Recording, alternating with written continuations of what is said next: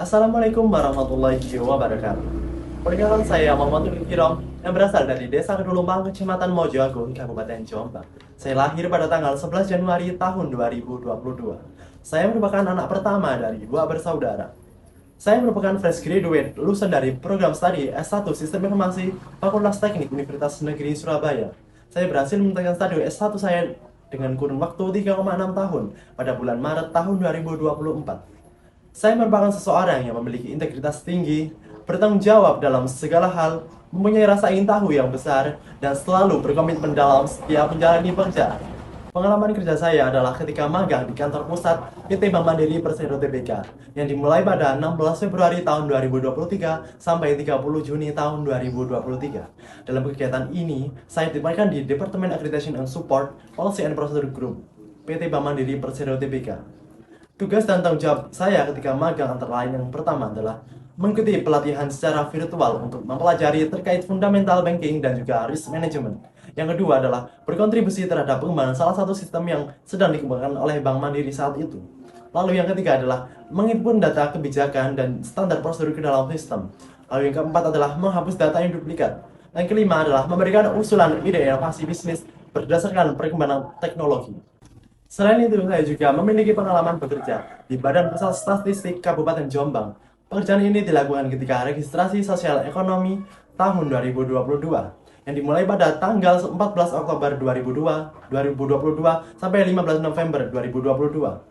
Adapun tugas dan tanggung jawab saya dalam pekerjaan ini antara lainnya, pertama adalah bekerja dengan berbagai orang dari latar belakang yang berbeda. Lalu yang kedua adalah survei terhadap 180 kepala rumah tangga, dan yang ketiga adalah menginput data sensus ke dalam sebuah sistem. Untuk pencapaian yang saya dapatkan antara lain juara satu lomba Eko di kompetisi yang diadakan oleh BEM Fakultas Peternakan Universitas Brawijaya pada tahun 2023. Kemudian juara satu lomba LKTI FWAS yang diadakan oleh BEM Fakultas Kesehatan Universitas Viraraja Madura pada tahun 2023. Kemudian juara satu bisnis plan kompetisinya diadakan oleh Direktorat Kemahasiswaan dan Alumni Universitas Negeri Surabaya pada tahun 2023. Kemudian juara pertama lomba Cover Paper Competition yang diadakan oleh Win Maulana Malik Ibrahim pada tahun 2023. Udah juara dua lomba bisnis plan competition yang diadakan oleh BEM Fakultas Ilmu Administrasi Universitas Brawijaya pada tahun 2023. Udah juara dua lomba Seven Cs Cover Paper yang diadakan oleh BEM Fakultas Ekonomi Bisnis Universitas Brawijaya. Kemudian juara dua lomba inovasi mahasiswa yang diadakan oleh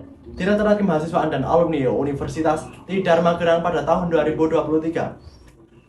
Kemudian juara dua lomba LKTI tingkat nasional yang diadakan oleh BEM Fakultas Ilmu Budaya Universitas Brawijaya. Kemudian juara tiga lomba Essay Competition Amputi yang diadakan oleh Universitas Diponegoro yang berkolaborasi dengan Badan Riset Inovasi Nasional atau BRIN. Kemudian juara tiga lomba kompetisi bisnis model tingkat nasional yang diadakan oleh Fakultas Ilmu Komputer Universitas Brawijaya pada tahun 2022. Jabatan RM Dana dan Transaksi merupakan singkatan dari Relationship Manager Dana dan Transaksi di Bank BRI.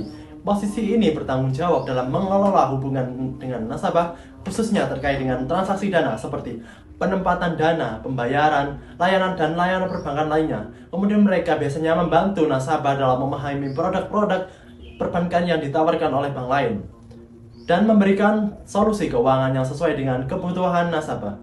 Selanjutnya adalah kelebihan produk dari dana dari Bank BRI, mungkin termasuk aksesibilitas yang luas karena jaringan cabangnya yang terbesar di seluruh Indonesia. Selain itu, kemungkinan adanya berbagai macam produk dan layanan yang disesuaikan dengan kebutuhan nasabah. Namun kelemahannya adalah bisa terletak pada tingkat bunga yang ditawarkan atau biaya-biaya terkait yang mungkin dapat lebih tinggi dibandingkan dengan institusi keuangan lainnya.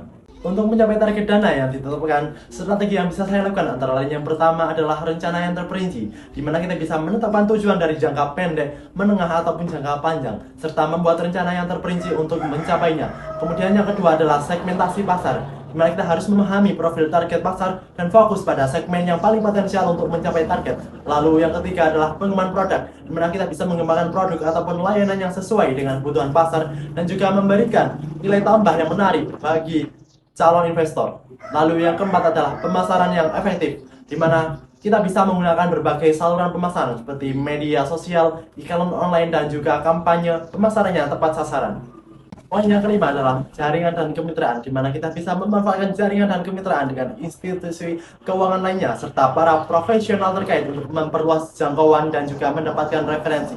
Lalu yang keenam adalah pelayanan yang berkualitas, di mana kita bisa memberikan pelayanan yang berkualitas tinggi kepada calon investor untuk membangun kepercayaan dan loyalitas. Lalu yang ketujuh adalah evaluasi dan penyesuaian, di mana kita bisa terus memantau kemajuan dan mengevaluasi strategi yang digunakan, lalu dan melakukan penyesuaian jika diperlukan untuk mencapai target yang telah ditetapkan. Sebagai seorang pemasar, saya akan memilih opsi yang kedua, yaitu mengelola lebih dari 10 nasabah dengan berbagai macam portofolio bisnis. Alasannya adalah karena dengan mengelola berbagai macam portofolio bisnis, saya akan memiliki kesempatan untuk menjangkau lebih banyak pasar dan disverifikasi risiko. Kemudian selain itu, dengan memiliki lebih dari 10 nasabah, saya dapat memperluas jaringan dan menciptakan peluang kolaborasi serta referensi yang lebih besar.